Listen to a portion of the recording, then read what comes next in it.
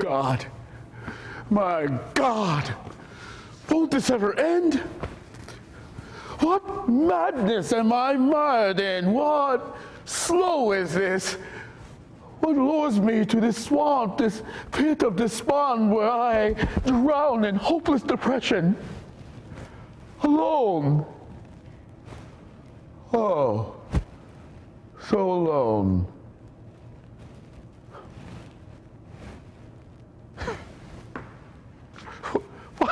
What did that obsequious clown just say? That could have been a thorny news briefing, sir, but you handled it with grace and diplomacy. Very impressive. Well, good night, Mr. Secretary. Thorny news briefing, indeed, obsequious fool. Reminds me of me years ago when I first attended the general's dinners. Bowing and saluting, never thinking, always, always the fawning fool. The better degrees, the next steps.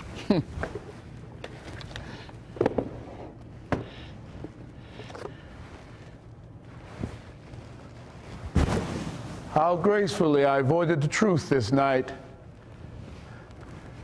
With diplomacy, I lied as I described the kidnapping of an elected president out of his own country, for his own good, of course. After all, he wasn't obedient to his masters. He hadn't learned to do their bidding as I had learned to do. He remained a black man. A thorn, you clown, in the side of this administration. Did you intend that irony, or are you clueless? A black man. President Aristide of Haiti, standing toe-to-toe with our presidential buffoon. How convenient that this black man announces to the world that Big Brother to the North trumped the citizens of Haiti by removing their elected president. How despicable, how immoral, how without grace or compassion or honesty. Oh, would that I could slough off this role that smothers me, hides me from me, and I become a buffoon, a comic player, mouthing the words of idiots, fools that mock those they claim to serve. Then do I become but another fool, dressed in navy pinstripe, the costume of this civilian clown, to cloak his transformation from dutiful general to obedient servant of the people. It was so easy then. Yes, sir, done, sir, a salute, and about face, a march out of place. Decisions made by another, my superior, orders obeyed without question, without doubt. My mind but a soldier behind medals and epaulets and glistering clusters of rank. But now I speak for the people. I act in their name. I serve no other. Oh, how I wish that were true. What offal do I coddle here? What Cretan guides this ship of state, whose voice I hear and I have come to hate? Where have I buried everything I long to be? What road led me to this barren place? Why do I do what I do when I see that it has poisoned my soul by whitening my face? Have I succumbed to such hypocrisy that I can no longer trace the roots that hungered to be free, that gave purpose to my being and to my race?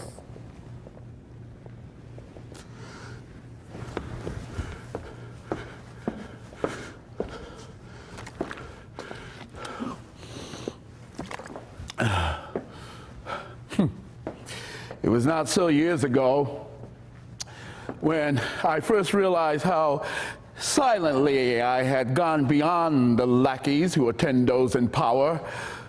whose spittle shined their words of praise as eloquently as it glistened on their patron's shoes.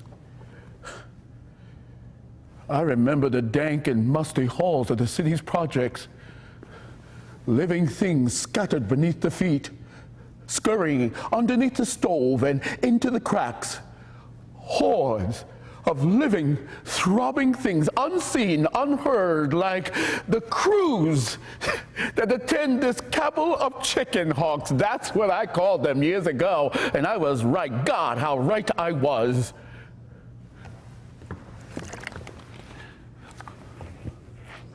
Why should I, who came from nothing, suffer the guilt of savage indifference while the pampered few awake oblivious to their acts of savagery? I listened to that voice echo inside, mocking the man I yearned to be. Would that I could smother that voice and speak to the inner soul, buried these many years beneath graceful bows and obsequious drivel. Would that I could find when that proud black man lost his way, lost himself, shedding his inner being bit by bit as the years passed, and stands he here now, an empty vessel, a hollow man that tolls with every word he speaks, the emptiness that trumpets the greatness of this administration as it dismantles the only words that gave it greatness. All are created equal. That gave me purpose in my life. But now I carry this carcass in the dead of night back to the hotel to face the darkness alone and hear my own voice ring from inside where the void resides, where no heart beats and no soul sings, that it has come to this. Mouthing the words of idiots, the fool that plays his part and then departs to play the fool again, to the pundits of powers who pull the strings that make me twitch. Where have I buried everything I long to be? What road led me to this barren place? Why do I do what I do when I see that it has poisoned my soul by whitening my face?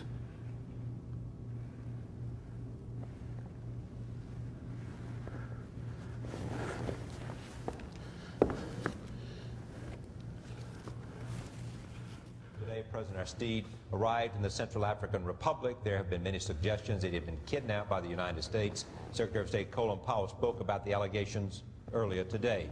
Here is part of what he said. He wrote a letter of resignation. I think he might have been in touch with other people. And a leased plane was brought in, and he departed at 6:15, thereabouts, on Sunday morning. He was not kidnapped. We did not force him onto the airplane. He went onto the airplane willingly. And that's the truth. And it would have been better for members of Congress who have heard these stories to ask us about the stories before going public with them, so that we don't make a difficult situation that much more difficult. That is the most influential Oreo in the nation. Colin Oreo Powell. Black on the inside, white on the outside. An inside-out cookie baked in a white oven. Who that man? How come he look like me? He talk like me, but he ain't me. Oh, how I wish that was so, that I might rest in the dark night knowing I had deserved the sleep that crowns those that fought the good fight. But sleep eludes me, escapes my grasp as though it were some convict on the loose, and I, the Pink Panther's stumbling fool that follows the rule to its inevitable end, an ironic ridicule of reason and civility. The face before the camera, calm, assured, the very cadence of civilized man, explaining the unexplainable in such measured tones that none would dare to question lest they appear the fool.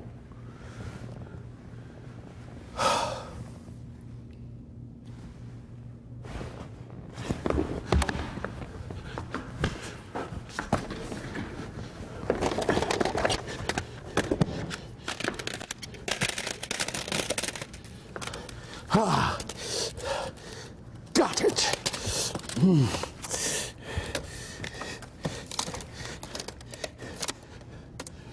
Let me prick my anger by staring them in the face.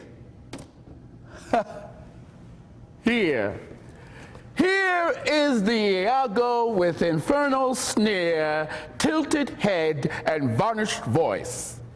The asp in the ear of the mannequin that slips its demonous venom in that vapid space, unknown to a mind grown dull and time dotish with drugs and drink.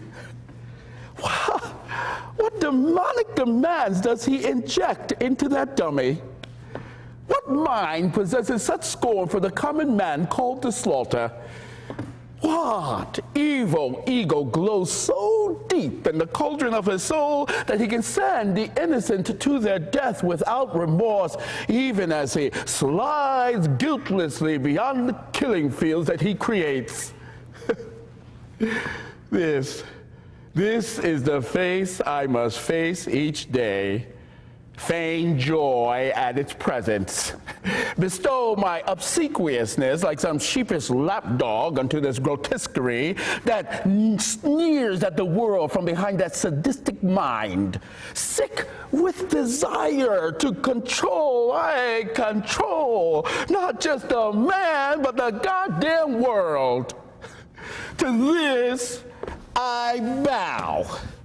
The house Negro that ties his fortune to white power because he knows the whip sting awaits him should he turn against those who gave him entrance into those hallowed halls that control all. Oh, how high do I rise? Oh, so far. The cries of those in chains from so long ago are but whispers now. No longer the lingering lamentations of kindred spirits searching for the one to right the wrong they endured. That was me when I was young, full of vinegar pulsing through my veins, afraid of none, champion to all. I lived a goddamn dream. Naive perhaps? No, ignorant. Stupidly believing that it was there for me, the dream for the white man only. Dressed in lies, wearing a black face, mocking my every step as I crept up the ladder rung by agonizing rung and lost my soul. Enough of this gargoyle whose slimy thoughts drip over his protruding tongue and fall like acid drops below. I'll have another to smooth my smoldering anger, but first I need an elixir to drown this gnawing pain that strains at my gut like some knife of shame, a two-edged blade bloodied in deeds done in silence and lies told to hide the truth. It cuts inside, cutting honor as deeply as it does my heart.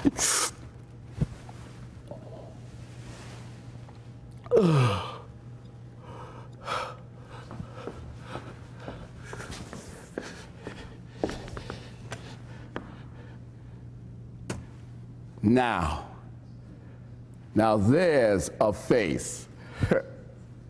Conceited, conniving, coarse, no more warped, obsessed. Yes, obsessed and diabolical. The Rasputin of our noble court. Out of his pen pours prejudice garbed in learned jargon, absolute in its oblique absurd that turns that simple mind that rules this misguided nation. To him, too, must I bow before, lest the ass be offended to which his nose is hooked, browned by years of cowering subservience to hold the pants of those in power. If I grovel, how much more does he?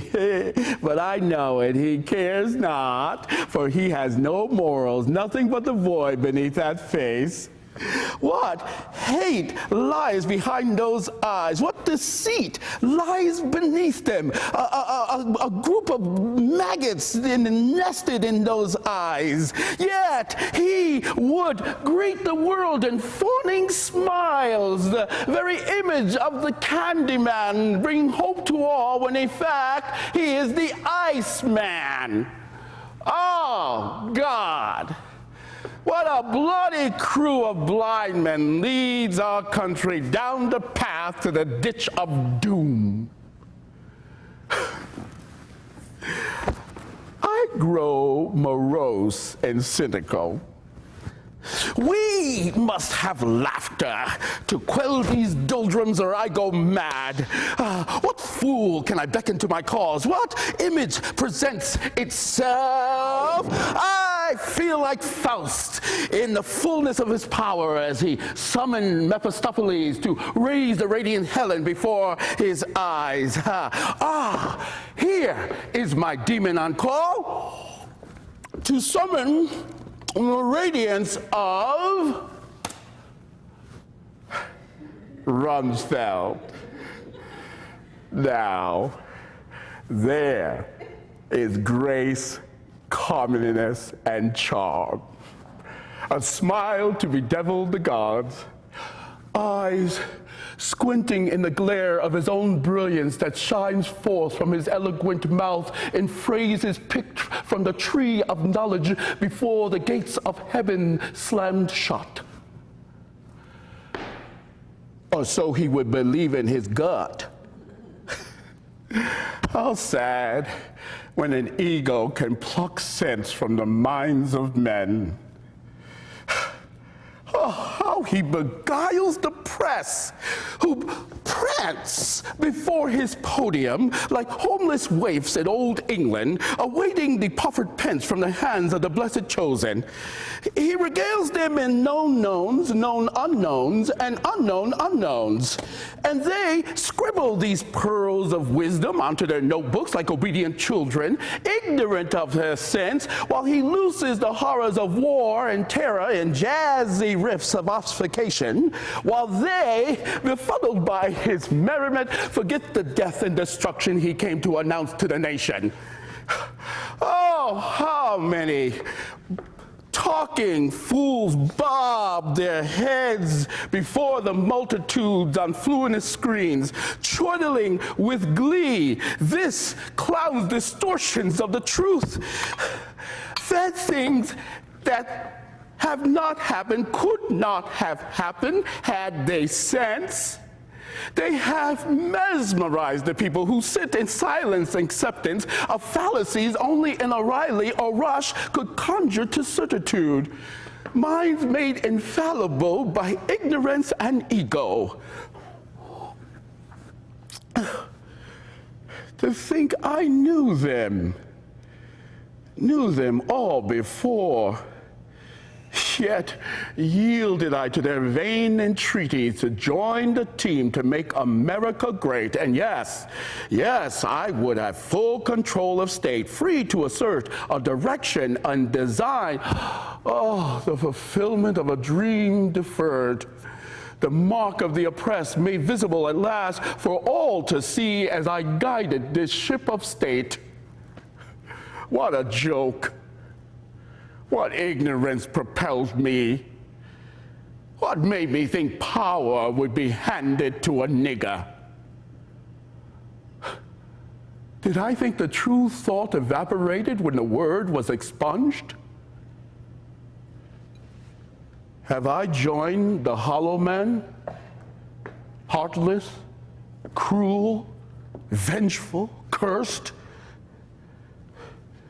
Shall I ride this frightful hearse to his inescrutable end, or shall I pluck myself free and pray that I can salvage eternity? If there is one face that epitomizes this ship of fools, it is this. This is not a face of flesh.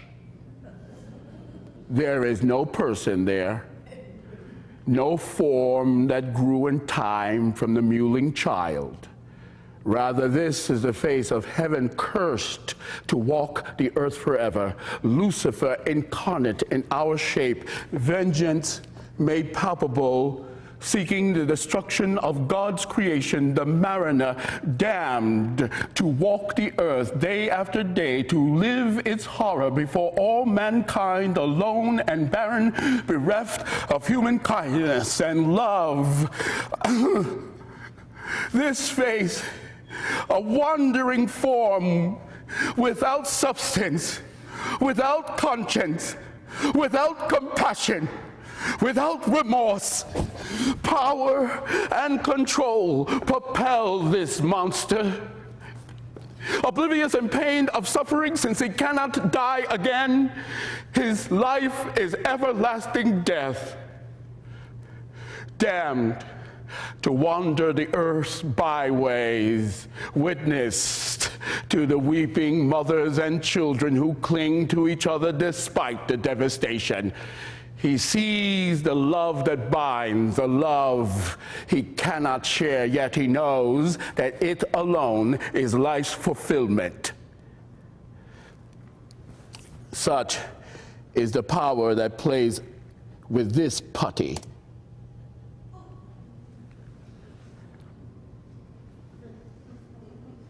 Here is true commedia dell'arte.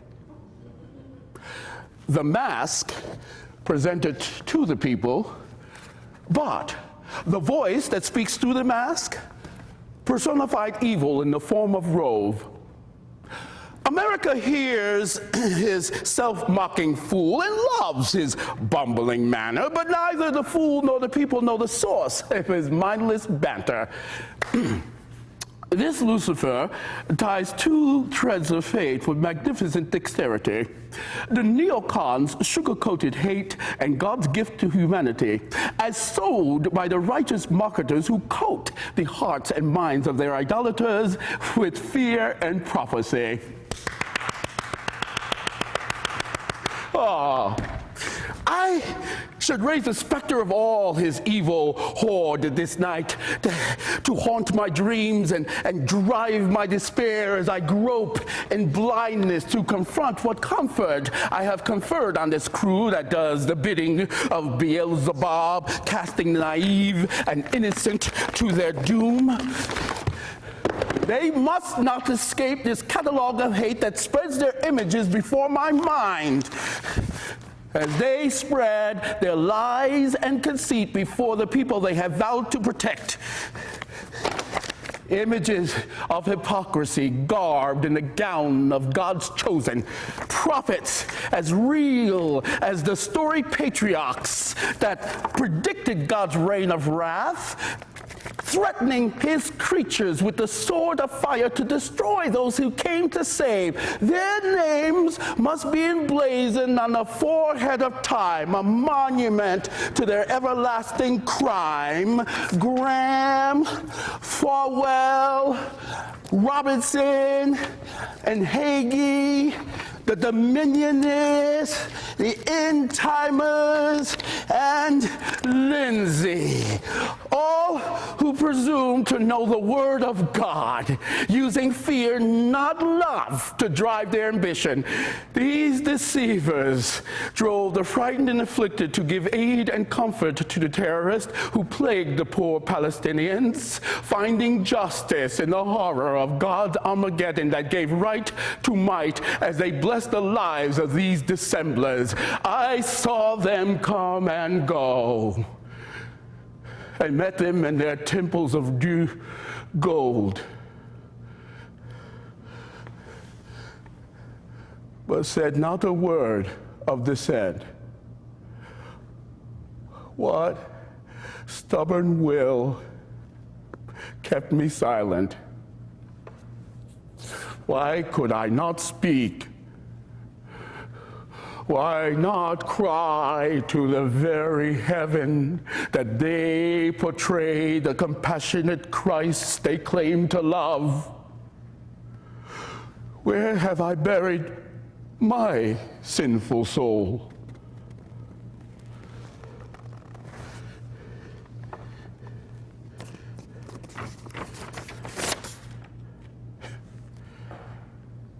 Here bows the born-again Christian, self-righteous in his indignation of those who question his declaration of who is evil and who blessed by God to lead his mission of salvation against the infidels that threaten his dominion throughout the world. In his humble hands lies the fate of all mankind. Does he believe these myths? Is he an imposter, fraud, blind, or delusional? Does the deception lie in Rove's artifice? Or do I serve a man of infinite deceit? Certainly, I am to blame for this. I chose to serve the chicken hawks, the very image of those I once decried, cowards who send their young and poor to serve in their stead, whole bodies used as organs to salvage the rich.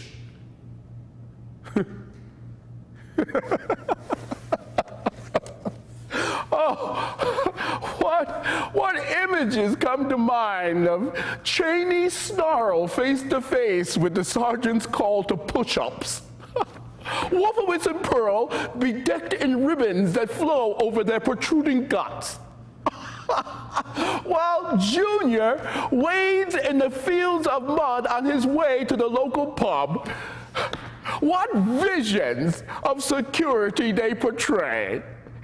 Perhaps it's better they not serve, but rather salute real men in battle array. Yet, to him and to them I do homage. To hollow men come to life. No longer the forgotten images of Eliot's barren waste, but bones fleshed in cynicism and hate, eyes that I would not dare meet in death's dream kingdom I greet now with full abeyance, like some mouses of old, with shifting feet and eyes to the ground, the invisible man shifting about lest I be flung from the citadel that I breached these many years ago. Why do they do what they do? What gain is there? For whom? Dare we think of the vanquished? Dare we accept that we destroy the only true purpose of life?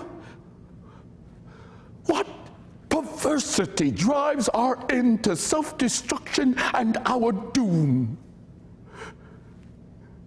Oh God, what years I have devoted to duty and dedication that it should come to this night of reparation where I must confront myself defeated and alone like some aged penitent who shambles towards the confessional, trembling and terrified that absolution will be denied and death will not come, but morning will. And every store window will tell of deeds done in silence, truths not told, defiance put on hold. I stand here now, the only face that must confront the faces it has met, that must judge itself, not them. For they are a ghost of my decisions or indecisions that has wrought the chaos that plagues me this night. Am I but a slave to impulse? To a perversity that offers no pleasure, just the irrational drive to slay self-preservation? Or is this for the defense of the truth? Now, I must play priest and penitent, conjure up those points in time that pricked my soul as I capitulated to those who held my future by a tether like Edward's spider over the flame, ready to drop me into the perdition of lost opportunity and advancement, to breach the walls of the white man's fortress after 400 years of sweat, of humiliation and defeat, to subvert from within the very system that controlled the oppressed and determined their fate. That is the dream turned to nightmare. I know the day and hour of my defeat. It was a sin of omission, of known horrors untold, of cold bodies buried in the clay at Mile. I knew and said nothing, and learned that silence has its own rewards for those in power that control others by controlling what they know. That omission earned me stars and forged the first link in the chain that grew like Marley's day by day until I was fettered as solidly as any of my forebears that served as chattel to that civil society that shackled the slave.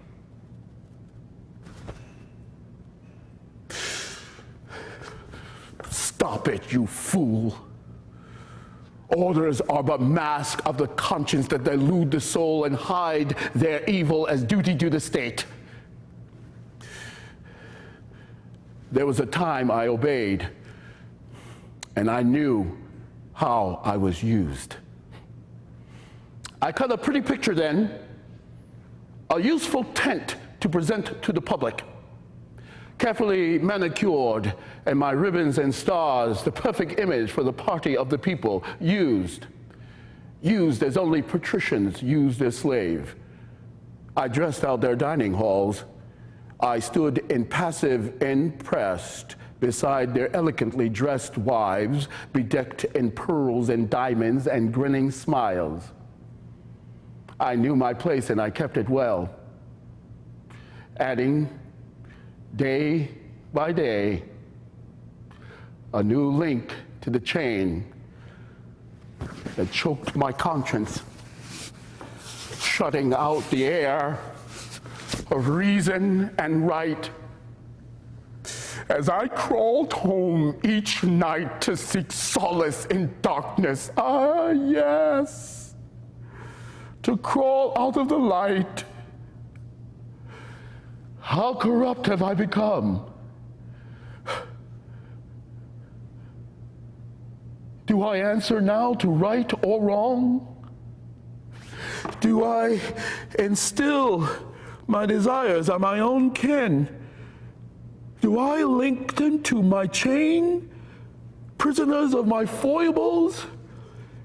Victims of my duteous excuse that releases me from judgment to acquiescence to those that pull my chain?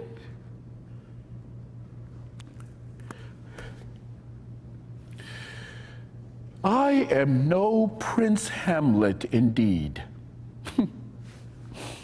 A pun as corpulent as my dejected mood. I am not even Lord Procrastinator, who at least has the prospect of becoming. I have forgone all, lost the chance to act. I have become a victim of Cheney's venom. Just another mannequin to be placed in his window, dressed to do his deeds.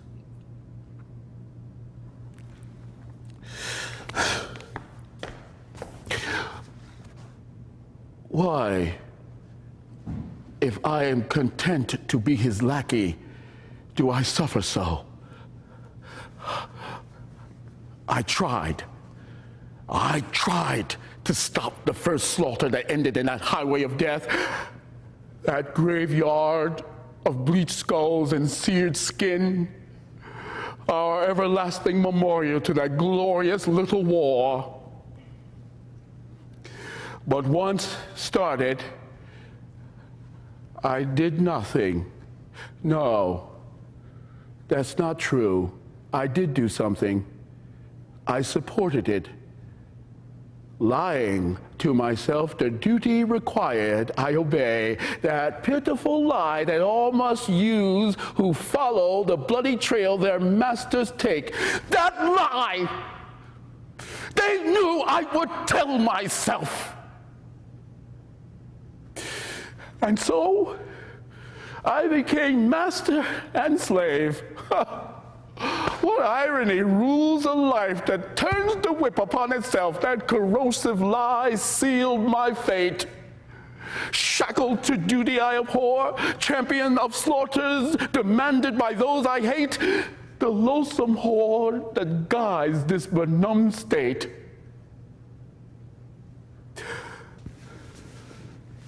The time passed, and I pushed my guilt deep inside that I might hide it from myself, but it festered there. It haunts me now. It grows a cancer in my breast and taunts my being. It metastasizes, for God's sake, because it multiplies every day. I live in this den of vipers that entwine their lies like serpents in a nest, strangling my will, my desires, my soul.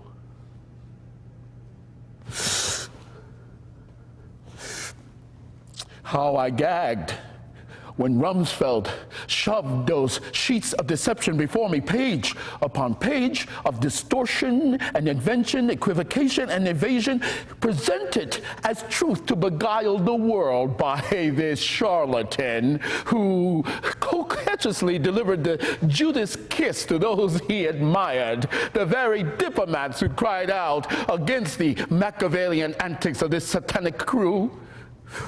Then, too, I objected when I threw those sheets against the wall, demanding that they give me evidence, not concoctions hatched by sick minds that once delivered made me their Pharisee. Yet Pharisee I became, presenting their law before the world court, mouthing their lies as truths as it burned my inwards. Had I then stood against their will, the very heavens would have given thanks, and the chains that bind even now would have fallen from my heart and sunk like lead into the swollen sea, and blessed God, I would be free.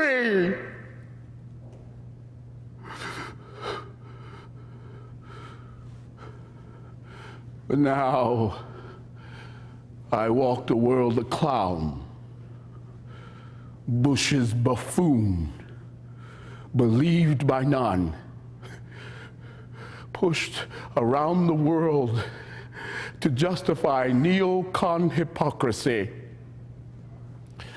a roving dummy doomed to drive an agenda of destruction. Oh,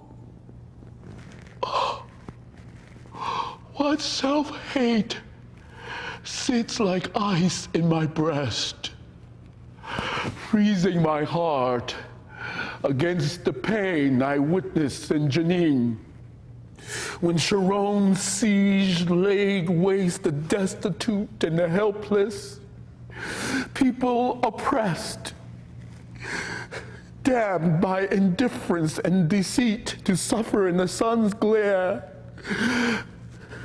the destruction by these fiends.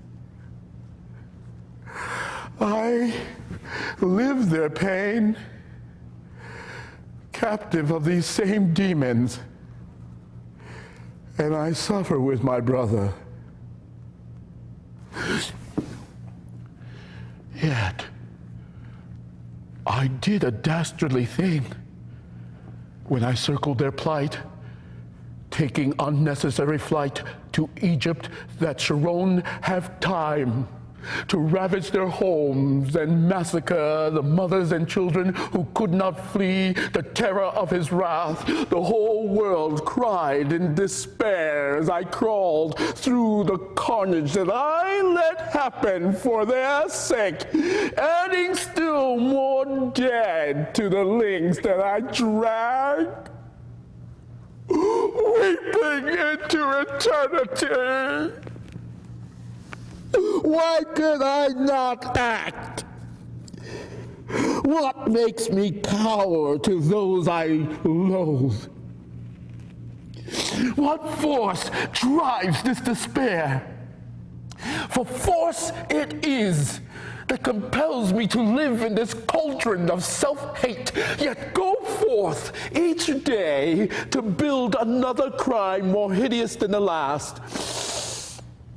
To approve the wall that stands a monument to racist hate, encircling captive those held captives by murderers and thieves. To cry foul when the world court condemns the ethnic imprisonment of people unable to defend themselves against oppression. To proclaim as justified the stealing of Palestinian land, negating by my act the declared will of nations united in voice against the insidious betrayal. Good God, what reformations must I make?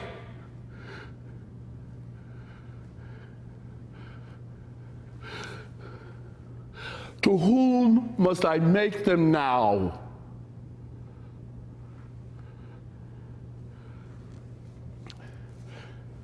Have I a soul to save?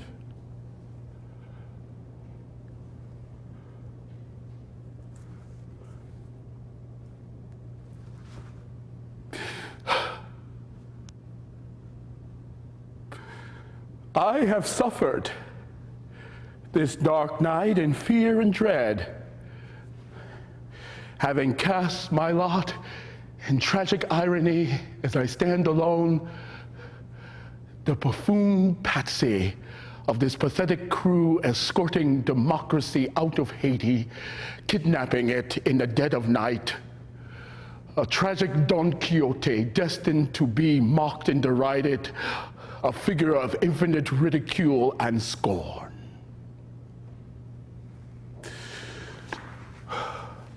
How fitting this end to this ignoble career.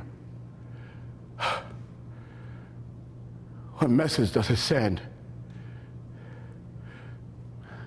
Am I at least an example that can teach the folly of impregnable duty? Of deeds done in silence that corrupt? Of deceit made truth that corrodes the decency we've been taught? Of dreams deferred and lost?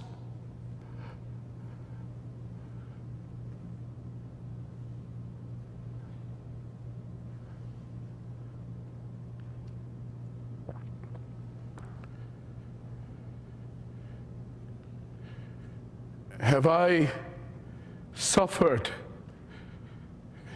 this terrible night that others may know how arrogance slashes the soul, crucifying the hope that alone brings rest and contentment?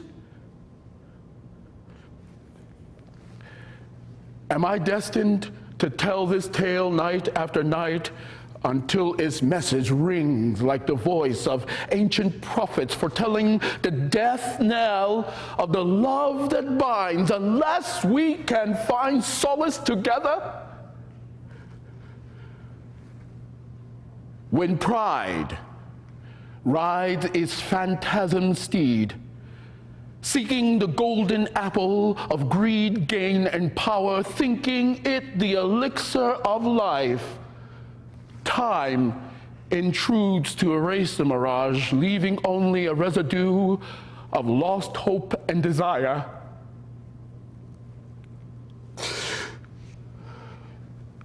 A residue. I must live night after night in darkness, as Prometheus must sustain his agony. A never-ending nightmare of nothingness.